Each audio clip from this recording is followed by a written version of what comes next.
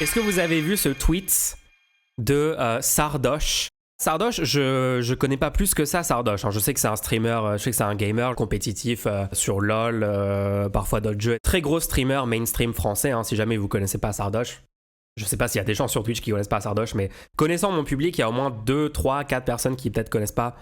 J'ai déjà entendu parfois des streamers, streameuses de gauche parler de Sardoche et même être plutôt positif sur lui ou dire que bon, il a eu des propos problématiques par un moment, mais parfois il est basé, il est... Genre voilà, c'est parce qu'il donne quand même régulièrement ses opinions politiques. Regardez ce qu'il tweet. Et attendez, vous savez quoi? J'ai envie de remonter parce que je comprends même pas le contexte de comment tu sors une dinguerie comme ça. Attends, il est en train de co-tweet une vidéo d'une chasseuse qui tire sur une girafe. Ah oui, d'accord, ok. C'est le genre de chasse, c'est quoi? C'est chasse à trophée, je sais pas comment on dit en français. Mais quand tu chasses des animaux, c'est le truc de colon, tu vas en Afrique, on t'offre un calibre 50 et tu l'utilises pour mettre un headshot à une girafe et après tu peux prendre une photo et mettre sur Instagram une photo de toi avec ton pied sur l'animal. Ok, donc désastreux. Et quelqu'un tweet ça, quelqu'un dit la vidéo montre une fille en train de sniper une girafe dégueulasse qui est d'accord, ok, donc c'est bien de dénoncer ce genre de truc. Sardoche, qu'est-ce qu'il dit? Surpris qu'il n'y ait aucune note de la communauté pour expliquer que la girafe en question pouvait plus se reproduire et avait décimé la chaîne alimentaire et qu'en réalité, même si la meuf sourit, ce qui est bizarre, c'est un acte pour préserver la biodiversité. Et c'est quoi ces sources pour ça? Sardoche dit, en fait, dans un monde où l'homme prend une telle place, on peut plus laisser le peu d'espace aux animaux sans veiller sur leur reproduction. On les a rendus dépendants. C'est quoi ces takes? What the fuck? Donc Sardoche qui arrive pour défendre du coup ce concept de... Je connais pas les détails de la situation, mais est-ce que c'est vrai ça? Est-ce que c'est vrai que la girafe pouvait plus... Comment ça? Donc la girafe peut plus se reproduire?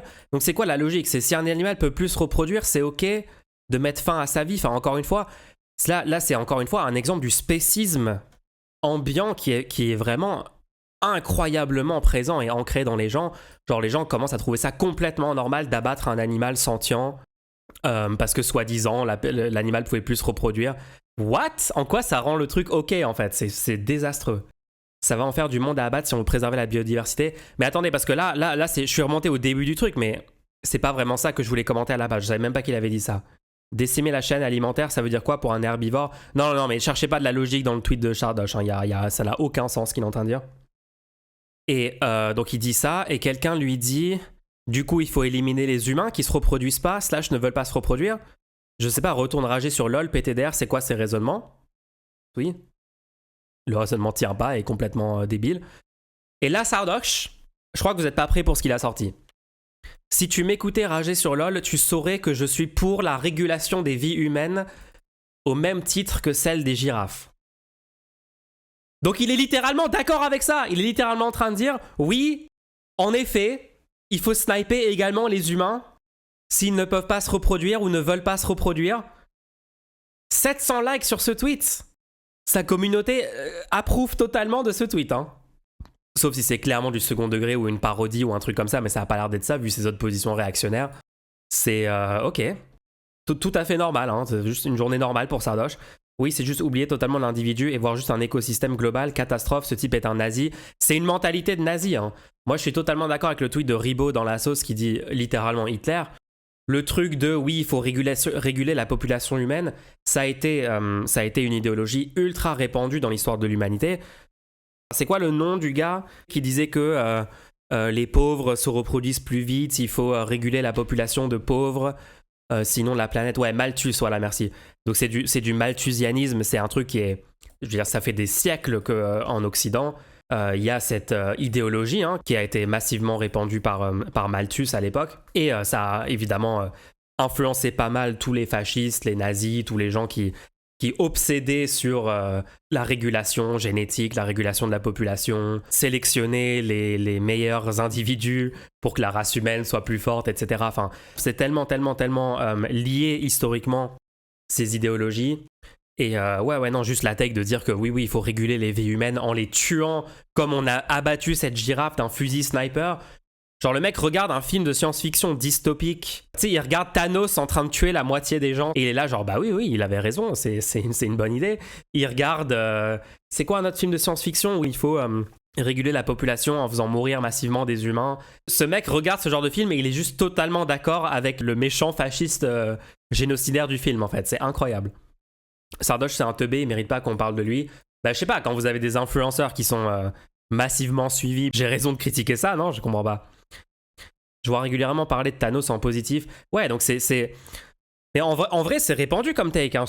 L'extrême droite adore parler du nombre d'enfants par femme dans les pays africains et d'essayer de faire un parallèle entre les limites planétaires, les limites environnementales auxquelles on fait face, le changement climatique, les épuisements des ressources, et la population africaine qui soi-disant se reproduit super vite. Enfin, je vous rappelle que Macron a tenu ce genre de truc. Hein. Macron a dit en Afrique ils ont X nombre d'enfants par femme, c'est un problème, ça peut pas continuer. C'est incroyable et c'est complètement faux sur le fond. L'idée de dire que ça serait en réduisant cette population-là qu'on va régler le problème. Regardez les émissions de CO2 par personne pour la majorité des pays africains et même pour la majorité des pays dans le monde par rapport aux États-Unis, par rapport à la France, à l'Europe occidentale, à tous les pays riches en fait. Allez voir les statistiques, ça n'a rien à voir.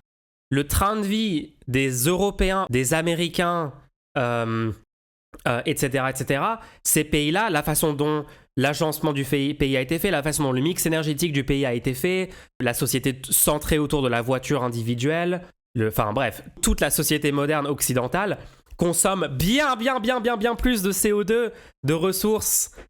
Et donc, encore une fois, ce n'est que des mensonges, ce n'est que utiliser une soi-disant cause d'intérêt général comme l'écologie pour essayer en fait, de faire avancer une idéologie raciste, une idéologie génocidaire ou de régulation de la population, genre littéralement pro-massacre de masse, quoi. C'est complètement lunaire. Hein. Et c'est super important de lutter contre ça parce que moi, j'ai l'impression que ça peut être le point d'entrée d'une pipeline.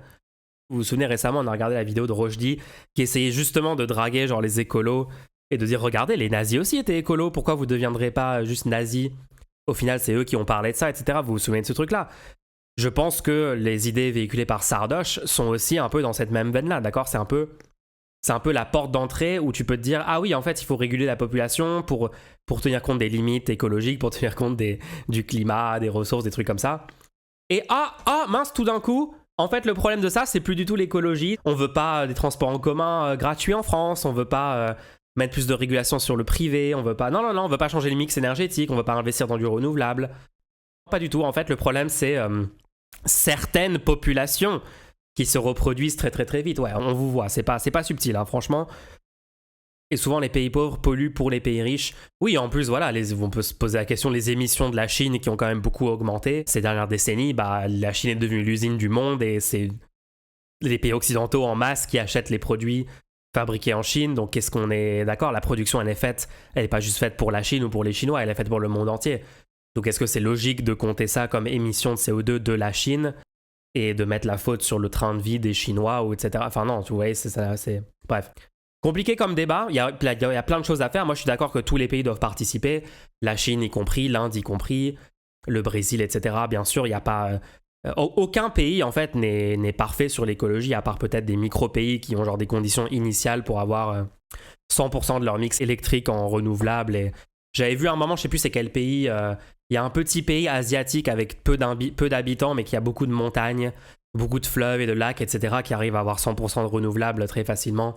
Donc voilà, à part des exceptions ponctuelles comme ça, ouais, genre l'Islande, voilà, à part des exceptions ponctuelles, il n'y a aucun pays qui est parfait là-dessus.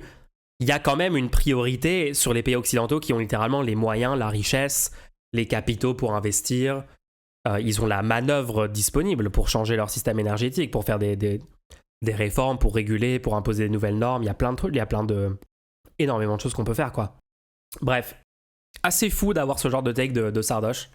Pour rappeler que politiquement, il a vraiment l'air catastrophique. Hein. Je me souviens quand il disait il faut supprimer tout système de retraite. Ça, d'un sorte de mec extrême droite, / confus, / libéral, bizarre. Genre, c'est super étrange. C'est super étrange. Je sais pas si je serais totalement ouvert à en discuter avec lui. La Norvège est à 100% renouvelable, mais tire sa richesse des exportations de pétrole. Alors ouais, après, vous avez des cas comme ça qui sont ouais. Oui, la Norvège, il y a clairement un problème avec l'exploitation du pétrole et le fait que leur économie repose pas mal là-dessus. Bref.